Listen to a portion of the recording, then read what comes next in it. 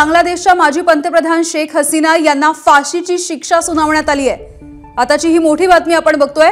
बांगलादेशच्या माजी पंतप्रधान शेख हसीना यांना फाशीची शिक्षा सुनावली गेली आहे। बांगलादेशमध्ये माजी पंतप्रधान शेख हसीना या 2024 साली झालेल्या हिंसाचाराच्या प्रकरणात आता दोषी ठरवण्यात त्यांना आलेलं आहे। 2024 मध्ये हिंसक आंदोलन झालेलं होतं आणि शेख हसीना यांना देश देखील सोडावा लागलेला होता। हिंसक निदर्शनांमध्ये हत्या आणि मानवतेविरुद्धच्या गुन्ह्यांचे आरोप माजी पंतप्रधान शेख हसीना यांनी वारंवार फेटाळून लावले। मात्र हे आरोप सगळे खोटे असल्याचं त्यांनी म्हटलं होतं। मात्र या सगळ्याची चौकशी झालेली आहे आणि या प्रकरणात त्यांना फाशीची शिक्षा सुनावली जाते। सोमेश कोलगे आमचे प्रतिनिधी माहिती देत आहेत। सोमेश, एक मोठी बातमी आणि फाशीची शिक्षा थेट त्यांना सुनावण्यात येते।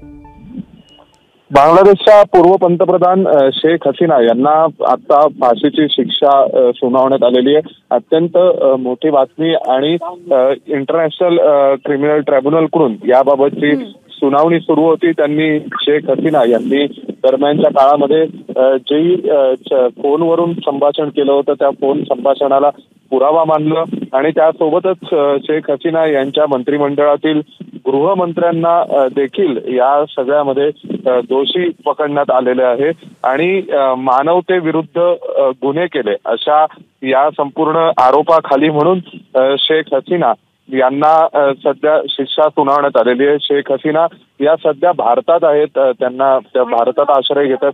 त्यामुळे याबाबत आता भारत सरकारकडूनही काय भूमिका घेतली जाणार हे देखील पाहणं महत्त्वाचं असेल।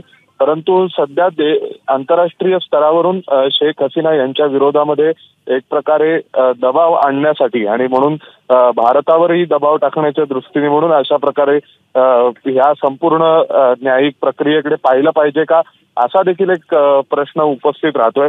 कारण शेख हसीना यांना स्वतःची बाजू मांडण्याची तशी संधी मिळाली नव्हती आणि त्यामुळे त्या गैरहजर असताना अनुपस्थित असतानाच त्यांच्या अनुपस्थितीमध्ये अशा प्रकारे खटला चालवण्यात आला। दुसऱ्या बाजूला ही देखील वस्तुस्थिती आहे की शेख हसीना या पुन्हा बांगलादेशात जातील आणि त्या ट्रायलला हजर राहतील अशी परिस्थिती बांगलादेशात नव्हती किंवा नाहीये। त्यामुळे शेख हसीनांना अशा प्रकारे ही शिक्षा सुनावण्यात आलेली आहे आंतरराष्ट्रीय लवादाकडून। परंतु त्याची अंमलबजावणी होणं कितपत शक्य होणार आहे हा देखील प्रश्न आहे। कारण